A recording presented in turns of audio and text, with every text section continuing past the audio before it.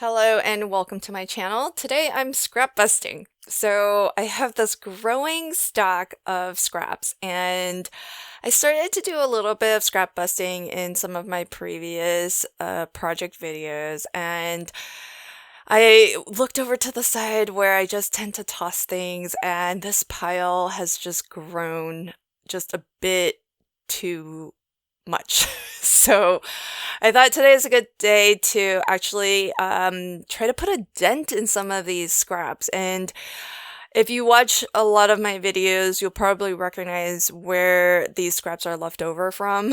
So it just goes to show that I think it can kind of get out of hand really easily just after a handful of projects, and this is just the recent pile that I've scrapped with. I have other piles of scraps, but what I'm doing is just quickly sorting through them. Some of them are very obviously from the same paper pad, and then some are just one-offs, but they might actually coordinate pretty well together, so I'm trying to keep those together in any sort of fashion that might make logical sense for them to be combined.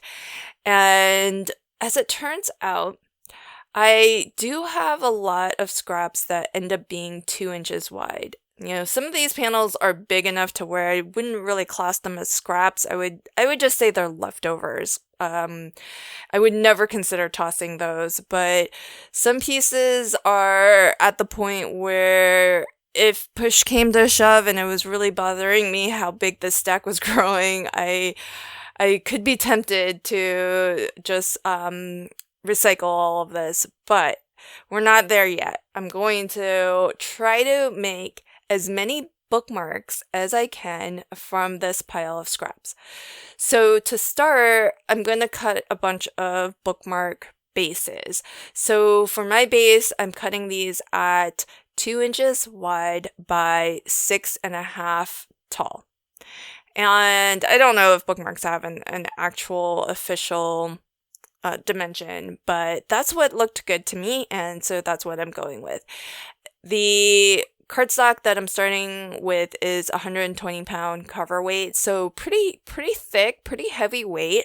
I do want my bookmark to be a little bit substantial so that if you sort of grab it by the top and you're trying to open your book to that page, I don't want the bookmark to just bend or fold. I want it to be able to kind of hold up to that sort of usage.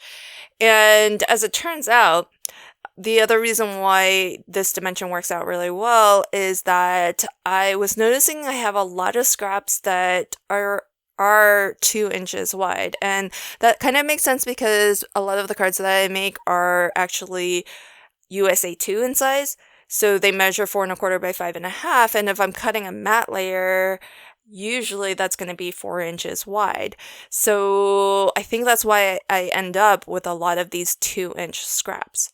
So that works out really well, except that most of the papers that I use are actually 6x6 papers, and I've cut my bookmark to 2 inches wide by 6.5.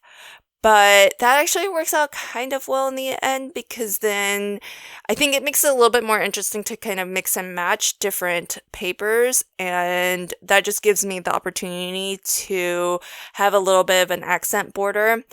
Plus, not all of my pieces are actual 2x6 inch.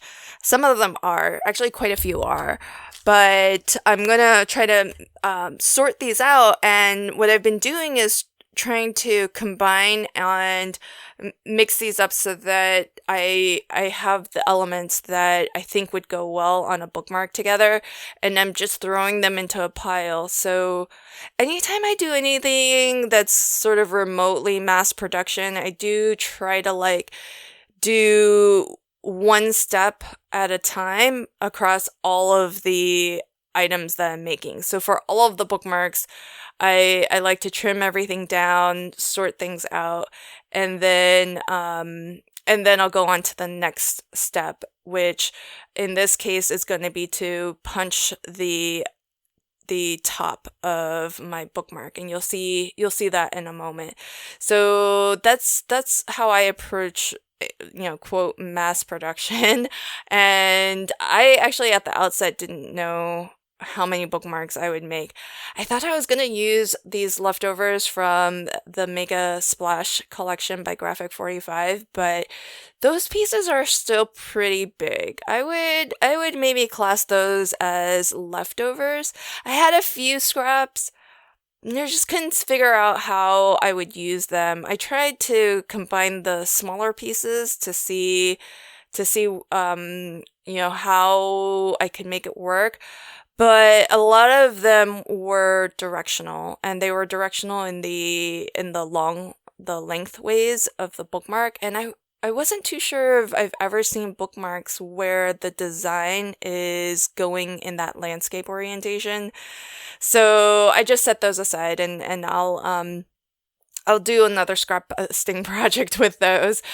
But for these, as I mentioned, I'm going to just punch the tag top from both the base layer, so that's the white layer that's 120 pound, and also punch the tag top of the pattern paper as well.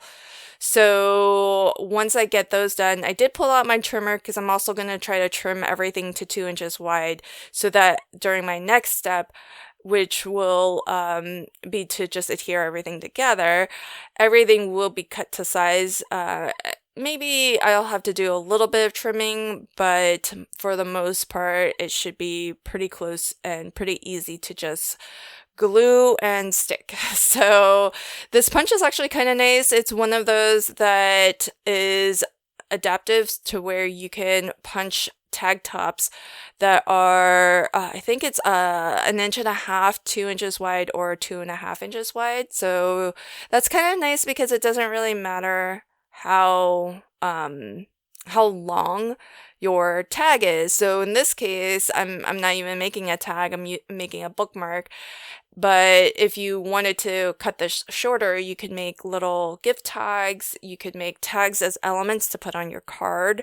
So it's a really nice punch. I like having it in my stash now. And now I'll just start to assemble everything. So I've got all of my pattern papers arranged so that I know which ones are going with what. So all I need to do is just a little final bit of trimming, and then I can glue everything together. I am using a dotty tape runner for the top portion of the tag because it does have the hole and it's got that curvy edge, but I really want the top to be well stuck down. So the dotty tape runner is great because it'll actually it's little dots of adhesive instead of a solid strip of adhesive, so it can accommodate and kind of work its way around that hole and around those curvy edges, and so it just makes for a nice a little bit more of a solid stick. And it's, for me, it's a little bit faster than using my liquid adhesive, but that would also be a really good choice. And a lot of times when I am combining multiple different pattern papers, I do like to, at the border where they meet, I like to finish it off with a little Love from Lizzie's pinstripe stickers. And I feel like that just neatens up the edge a little bit, and it makes that border just a little bit cleaner of a finish. So it's great to have so many colors because I was able to find a color that worked for pretty much all of the bookmarks that I made. So that worked out really well, and it's also, most of the stickers they have a pretty glittery or shiny finish to them, so it does add that little bit of shine, which is kind of nice too. And some of them are a little bit glittery, so that's awesome. And I'm not gonna do much more to dress up these bookmarks because I don't want to add too much dimension to this. I don't want to add anything that might get snagged or anything like that. And I do want it to be functional, so I don't want anyone to feel like they need to be precious with this bookmark, like there as if, there were elements that might, fall off or anything. And so I'm not gonna add much more to this other than some embroidery floss at the top through the tag hole at the top. But this is a project that is great for, we're coming up on back to school, so it's great if you have kids in your life, whether they're your own, your family, your neighbor's kids. I think with the school season starting up, bookmarks are a great little back to school gift. Maybe they could make for good teacher gifts too. My sister-in-law is a librarian and an educator, and so I think what I might do is I actually might use this as a scrap busting project just between now and Christmas, and make as many throughout, the next couple months or so. And however many I'm able to make, I think I might just send them all to her.